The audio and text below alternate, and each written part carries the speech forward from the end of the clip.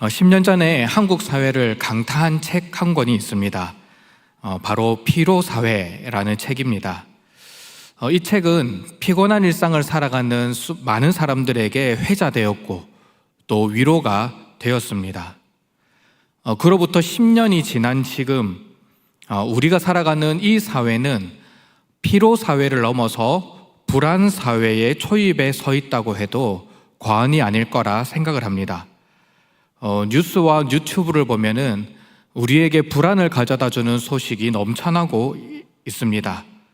이스라엘과 하마스의 전쟁, 우크라이나와 러시아의 전쟁이 채 끝나지도 않았는데 이스라엘과 이란의 새로운 전쟁이 시작되었고 이제 미국이 곧 개입할 거라는 이야기들이 돌고 있습니다. 세계 각처의 기근과 지진으로 인해서 수많은 사람들이 삶의 터전을 잃어버리며 살아가고 있습니다. 국내 정세도 마찬가지입니다. 정치적인 혼란, 사회적인 갈등, 경제적인 어려움 등 우리의 일상의 삶을 위협하는 것들이 너무나 많은 시대가 저와 여러분들이 살아가는 이 시대입니다. 우리가 만날 때 의례적으로 하던 인사, 안녕하세요 라고 하는 이 인사말이 이제는 정말 안녕과 평안을 물어보는 인사말이 될지도 모르겠습니다. 우리의 세밀한 일상도 마찬가지죠. 많은 분들이 직장에서 고군분투하며 살아가고 있습니다. 어떻게 하면 직장에서 해고되지 않고 성과를 내면서 잘 지낼 수 있을까 고민합니다. 자영업을 하시는 분들도 실물 경제가 너무 좋지 않다 보니까 매출이 떨어져 밤잠을 이루지 못하고 내일에 대해서 불안한 하루하루를 보낼 것입니다. 이사를 앞두고 있는 분들이라면 매물도 많이 없는데 전세가가 너무 오르고 그런 상황이라서 발을 동동 구르며 하루하루를 보낼 것입니다. 졸업을 앞두고 있는 청년이라면 취업의 문이 너무 좁아져서 한숨 쉬며 밤을 지새울 것입니다. 우리가 살아가는 사회는 물론이고 우리 개개인 모두가 불안으로 가득한 하루하루를 보내고 있습니다. 이런 시대를 살아가는 저와 여러분들에게 우리가 믿는 하나님은 과연 무엇이라고 말씀하실까요? 과연 우리가 믿는 복음은 우리에게 어떤 소망과 위로를 주는 것일까요? 오늘 본문은 불안한 사회를 살아가는 우리들에게 하나님께서 우리에게 영혼의 평안을 허락하신다라는 것을 말씀해 주고 있습니다. 무슨 말입니까? 우리가 하나님을 의지하고 복음 안에 온전히 거하는 삶을 살아간다면 하나님께서는 우리에게 영혼의 평안함과 고요함을 허락해 주신다라는 것입니다. 아무리 세상 걱정, 근심, 불안, 염려의 파도가 우리의 영혼을 덮쳐온다라고 할지라도 하나님 주시는 평안 안에서 우리는 흔들리지 않을 수가 있습니다. 시편 131편의 표제를 보면 다윗의 시, 곧 성전에 올라가는 노래라고 되어 있습니다. 여러분, 다윗의 삶을 한번 생각해 보시기 바랍니다. 다윗은 항상 위협에 쫓기는 삶을 살았습니다. 어렸을 때는 사자와 곰이라는 그 맹수들과 싸워서 그들의 손에서 양들을 지켜야 했고, 어른이 되어서는 사울의 칼날을 피해서 끊임없이 광야에서 숨어 다니면서 지내야 했습니다. 왕이 되고 나서 이제 좀 편안한 삶을 살아가는가 싶었더니 끊임없는 정복 전쟁을 펼치면서 나라의 기틀을 세워 나갔습니다. 이 파란만장한 다윗의 삶은 영혼의 고요함, 영혼의 평안함이라고 하는 이 개념과는 거리가 멀었습니다. 하지만 다윗은 오늘 본문 2절 말씀을 보면 이렇게 고백합니다. 실로 내가 내 영혼으로 고요하고 평온하게 하기를. 다윗은 어떤 상황에서도 영혼의 고요함과 평온함을 누리며 살아갈 수 있었습니다. 여기서 고요하다라는 뜻은 진정시키다, 차분하게 하다라는 뜻을 가지고 있는데 이것은 누가 와서 나의 마음을 격동시키더라도 내 마음이 고요하고 차분한 상태에서 흔들리지 않는 것을 뜻합니다. 평온하다라고 하는 것은 고요함, 침묵이라는 뜻인데 자신의 말을 멈추고 침묵 가운데 하나님의 일하심을 잠잠히 기다리는 상태를 의미합니다. 다윗은 살아가면서 수많은 상황을 만났지만 그런 상황 속에서도 마음이 격동되거나 흔들리지 않았습니다. 급박한 외부의 상황도 이루어야 할 많은 일들도 다윗의 영혼을 흔들지 못했습니다. 그는 항상 하나님께서 주시는 영혼의 평온함 속에서 살아갈 수 있었습니다. 하나님의 일하심을 기대하며 침묵 가운데 살아갈 수 있었던 것입니다. 말 그대로 다윗의 영혼은 고요하고 평온한 상태를 유지했습니다. 어떻게 이것이 가능했을까요? 저는 오늘 본문 말씀을 통해 우리의 영혼의 평온함을 얻기 위해서 어떻게 해야 하는지를 세 가지를 통해 함께 살펴보려고 합니다. 첫째로 우리는 영혼의 평안을 위하여 세상적인 기대를 내려놓아야 합니다. 1절 말씀입니다. 여호와여, 내 마음이 교만하지 아니하고 내 눈이 오만하지 아니하오며 내가 큰 일과 감당하지 못할 놀라운 일을 하려고 힘쓰지 아니하나이다. 우리가 살아가는 이 사회의 가장 큰 특징이 있다면 경쟁일 것입니다. 우리나라는 자원이 부족하고 땅이 넓지 않기 때문에 인적 자원으로 발전을 이루어야 했습니다. 특히 전쟁의 폐허에서 오늘날과 같이 선진국의 반열에 이르기까지 수많은 사람들이 밤낮 가리지 않고 자신을 희생했습니다. 그 결과 한국은 물질적인 풍요를 얻었습니다. 하지만 무한 경쟁이라는 부작용도 함께 얻었습니다. 그래서 우리의 삶을 보면은 비교가 기본 값입니다. 서로가 서로를 비교하면서 누가 더 나은지, 누가 더 못하는지 줄을 세웁니다. 내가 남들보다 잘하는 거 있으면은 스스로 교만하게 생각합니다. 우리도 모르는 사이에 나는 이렇게 해서 성공했는데 너는 왜 하지 못하니? 라고 하는 오만한 생각을 가지게 되는 것이죠. 이뿐만이 아닙니다. 우리는 성공을 위해서 늘 큰 일을 추구하고 감당하지 못할 일을 하려고 노력합니다. 이것만 하면 내가 인사평가에서 높은 고과를 얻을 수 있을 것인데, 이 계약만 이루면은 내 사업에 대박이 나고 앞으로의 나의 모든 사업은 탄탄대로가 열릴 것인데 생각을 합니다. 그래서 어떻게 하면은 그것을 이룰 수 있을지 밤잠을 설쳐가면서 고민하는 것이죠. 이것이 너무 당연하다고 생각하고 우리 모두는 이런 삶을 살아갑니다.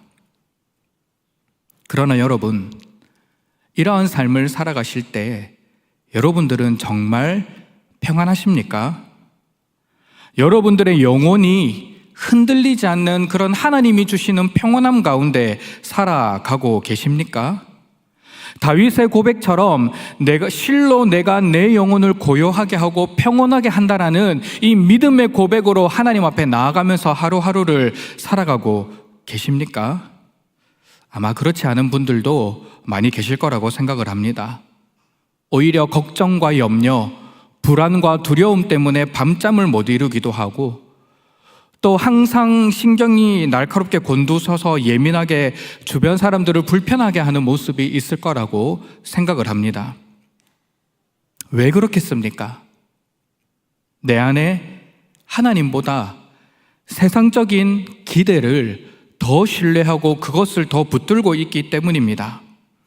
하나님을 나의 마음에 모시고 하나님이 나의 삶의 전부를 다스리노라라고 고백하며 나아가기보다는 내가 세상적으로 더 큰 일을 해야 하고 더 많은 일을 성취해야 하고 나와 나의 자녀들이 다른 사람들과 비교해서 많은 것들을 누리며 살아가는 것이 더 중요하다고 생각하기 때문에 우리는 영혼의 평온함을 잃어버리며 살아갑니다. 다윗은 1절에서 우리가 추구하는 세상적인 기대와 노력을 교만과 오만, 큰 일과 감당하지 못할 놀라운 일이라고 표현하고 있습니다. 이것은 죄인된 인간의 모습이 그대로 반영된 단어들입니다. 교만과 오만을 히브리어로 살펴보면 둘 다 높이다라는 뜻을 가지고 있습니다. 큰 일과 감당하지 못할 놀라운 일이라고 하는 이 표현도 히브리어의 용법을 살펴보면 대부분 하나님께서 하시는 일을 나타내는 것에 사용되고 있습니다. 하나님께서 하시는 일을 지금 내가 하려고 하니까 내 영혼이 곤고하고 피곤하다는 것입니다. 우리가 교만한 모습과 오만한 모습을 가지고 큰 일을 추구하고 감당하지 못할 일을 추구하는 이 모습이 하나님 자리에 올라서려고 하는 인간의 타락한 모습이기 때문에 우리가 이 세상적인 기대를 가지고 나의 바벨탑을 쌓아가기 위해서 하루하루를 노력하기 때문에 우리는 끊임없이 불안하고 근심과 걱정 가운데 살아가게 되는 것이죠. 탐욕 위에 인생을 쌓아가기에 큰 일과 이루지 못할 일, 허황된 것에 우리의 눈이 멀게 되고 복음으로 우리의 인생을 건져주신 예수님의 은혜를 잊고 살아가게 되는 것입니다. 그러나 복음은 우리를 자유하게 합니다. 탐욕과 염려, 이 세상의 모든 기대를 내려놓게 합니다. 예수님께서는 마태복음 11장 28절에 이렇게 말씀하십니다. 수고하고 무거운 짐진 자들아 다 내게로 오라. 내가 너희를 쉬게 하리라. 예수님은 우리의 모든 짐을 내려놓고 참된 쉼과 평안을 주시겠다라고 약속해 주셨습니다. 요한복음 8장 32절 말씀입니다. 진리를 알지니 진리가 너희를 자유롭게 하리라. 우리가 세상적인 기대를 내려놓고 복음으로 충만하게 된다면 우리의 인생의 무거운 짐을 주님 앞에 내려놓고 예수님께서 허락하신 그 진정한 자유를 맛보며 나아갈 수 있게 되는 것입니다.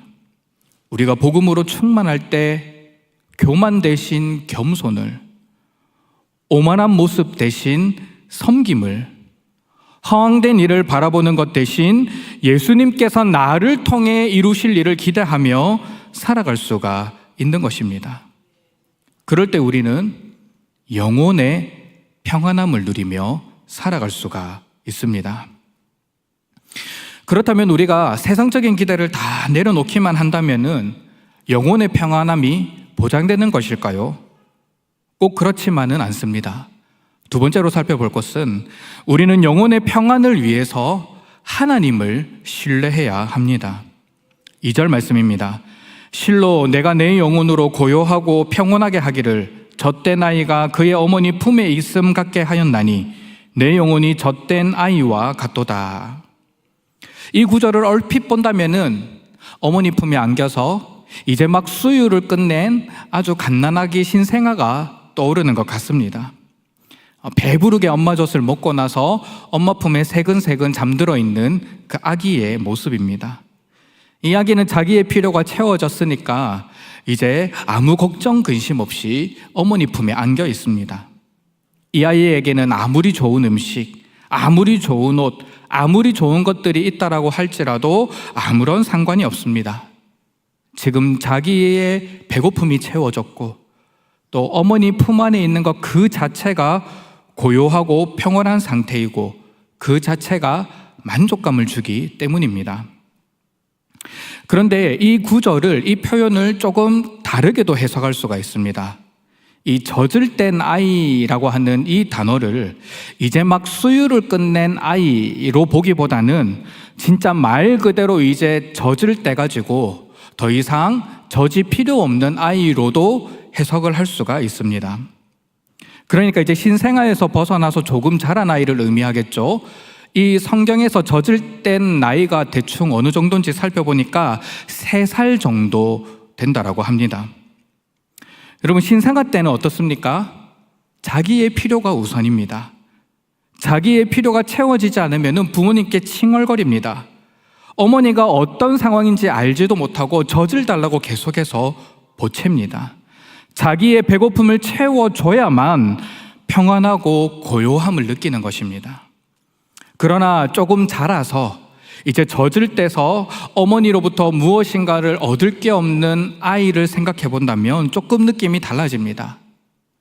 그 아기가 엄마 품에 안겨가지고 평온한 모습으로 있는 이 장면은 어머니로부터 더 이상 젖을 얻을 것은 없지만 어머니 품 그 자체로만 만족감을 느끼고 평온함을 느끼는 것입니다.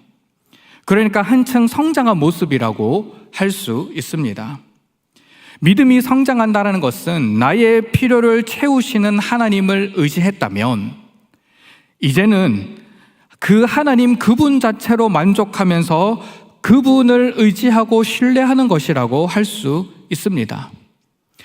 젖을 줘야만 내가 어머니 품에 안겨서 평온함을 누리는 것이 아니라 젖을 주지 않아도 어머니 품 그 자체를 신뢰하면서 그분 안에 안겨서 진정한 평온함을 누릴 수가 있는 것입니다. 이렇듯 우리가 불안한 사회에서 영혼의 평안함을 얻기 위해서는 믿음이 성장해야 되고 하나님을 신뢰해야 합니다.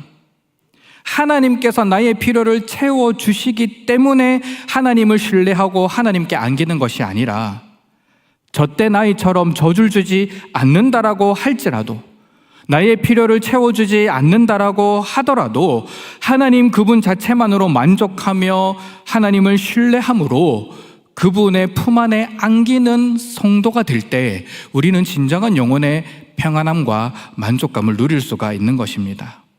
왜냐하면 우리가 믿는 하나님은 모든 것을 하실 수 있는 분이시기 때문입니다. 하나님은 우리 인간의 생각과 우리 인간의 이성보다 크신 분이시며 하나님은 온 우주 만물을 통치하시는 분이십니다.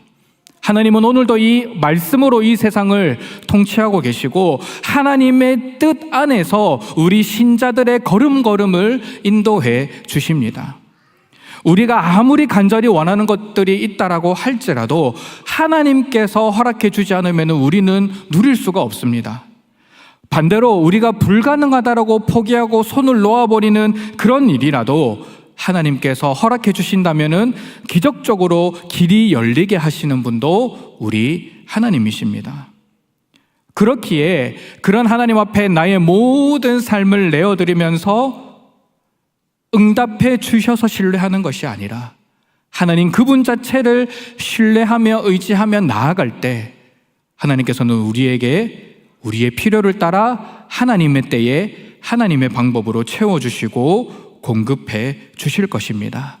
그 하나님의 품에 안겨서 하나님을 온전히 신뢰하며 나아갈 때 우리는 그분 품 안에서 평안을 누릴 수 있고 하나님께서 주시는 영혼의 고요함을 맛볼 수가 있습니다.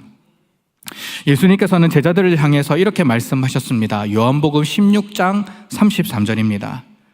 이것을 너희에게 이르는 것은 너희로 내 안에서 평안을 누리게 하려 함이라. 세상에서는 너희가 환난을 당하나 담대하라. 내가 세상을 이기었노라. 우리가 예수 그리스도를 믿는다라고 고백할 때 우리는 예수님 안에서 하나님 아버지를 바라볼 수가 있습니다. 예수님이 이루어 주신 평안, 이 세상 그 어떤 것도 흔들 수 없는 참된 평안을 맛보게 될 것이며 그 평안 안에서 하나님을 온전히 신뢰하고 하나님이 공급해 주시는 영혼의 고요함과 평온함을 누리게 될 것입니다. 응답하셔야 신뢰하는 것이 아니라 하나님 그분 자체를 신뢰하며 의지하는 그런 믿음의 성장을 이루어 우리의 영혼의 평안을 누릴 수 있기를 바랍니다. 마지막으로 우리는 영혼의 평안을 위하여서 나의 소망을 하나님께 두어야 합니다. 우리가 불안한 삶을 살아가는 이유가 무엇일까요? 오늘이 힘들고 어렵기 때문이기도 하겠지만 더 큰 원인은 미래가 불투명하기 때문입니다. 오늘의 힘듦과 어려움은 그래도 내가 잘 이기고 견뎌나갈 수 있을 것 같은데 과연 이 어려움이 언제까지 계속될 것인가 라는 질문을 하게 되면 우리는 마음속에 불안이 찾아오게 됩니다. 내 삶은 언제 괜찮아질 것인가? 내가 가진 질병은 언제 회복될 것인가? 우리의 자녀들이 언제 좋은 사람을 만나서 결혼할 것인가? 나는 언제 취업될 것인가? 이런 질문들이 끊임없이 나에게 맴돌기 때문에 그것을 걱정하고 염려하느라 우리는 불안한 삶을 살아가는 것이죠. 하지만 오늘 본문에서의 다윗과 그리고 지금 성전에 올라가면서 이 시편을 읽고 암송했던 수많은 순례자들은 우리의 미래는 하나님께 있으니 우리는 하나님께 소망을 두는 삶을 살아가야 한다라고 말합니다. 3절입니다. 이스라엘아, 지금부터 영원까지 여호와를 바랄지어다. 이스라엘아, 지금부터 영원까지 여호와를 바랄지어다. 여호와를 바란다는 것은 자신의 소망을 여호와 하나님께 두는 것을 뜻합니다. 이 단어, 이 바란다라고 하는 단어가 시편의 또 다른 곳에서 사용이 되었는데 바로 시편 42편 11절입니다. 이것 우리 같이 한번 읽어보겠습니다. 시편 42편 11절입니다. 시작. 내 영혼아, 내가 어찌하여 낙심하며 어찌하여 내 속에서 불안해하는가? 너는 하나님께 소망을 두라. 나는 그가 나타나 도우심으로 말미암아 내 하나님을 여전히 찬송하리로다. 여기서 너는 하나님께 소망을 두라라고 하는 이 소망을 두라라는 단어와 오늘 우리 3절에 여호와를 바랄지어다라고 할 때 이 바랄지어다라는 단어가 동일한 단어가 조금 다른 형태로 사용이 되었습니다. 이 시편 기자는 42편 11절에서 우리가 하나님께 소망을 둘 때 하나님께서 나타나 우리를 도우실 것이기 때문에 우리는 불안해하지 않아도 된다라고 이야기를 하고 있습니다. 여러분, 소망을 하나님께 두는 것은 우리의 불확실한 미래를 하나님께 맡기는 것입니다.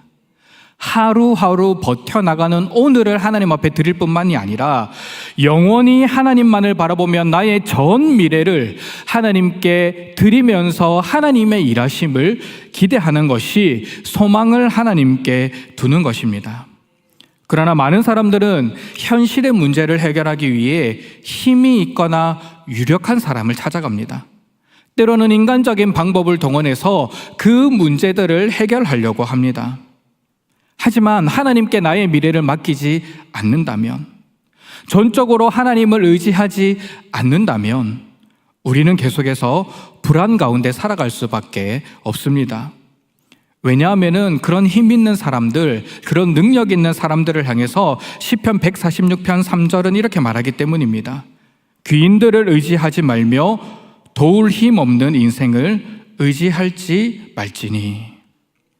귀인들처럼 보이기는 하지만 실제적으로 그 사람은 우리를 도울 힘이 없기 때문입니다. 잠깐은 도와줄 수 있을지는 몰라도 결국 그 도움이 우리에게 온전한 유익이 되지 못하기 때문입니다. 오히려 시편 146편 5절 말씀처럼 야곱의 하나님을 자기의 도움으로 삼으며 여호와 자기 하나님에게 자기의 소망을 두는 사람이 오히려 복이 있는 사람인 것입니다. 우리의 모든 미래, 우리의 모든 앞길을 사람을 의지하며 사람으로부터 도움을 구하는 것이 아니라 하나님 앞에 맡기며 하나님께 소망을 두며 나아갈 때 하나님은 저와 여러분들의 걸음을 가장 좋은 길로 인도해 주실 것이며 또 불안한 이 시대 속에서도 참된 평안을 허락해 주실 것입니다. 또한 우리가 영원한 소망을 하나님 앞에 둘 때에 우리의 삶을 종말론적인 빛에서 우리를 조명해 볼 수가 있습니다. 종말론적인 관점에서 우리의 삶을 바라본다면 우리는 이미 승리를 얻은 성도들입니다. 마지막 날에 우리는 사망 권세를 이기시고 부활하신 예수 그리스도처럼 우리 또한 다시 살아나게 될 것이고 영광으로 가득 찬 하나님 나라에 함께 앉아서 영원토록 왕노릇하게 될 것입니다.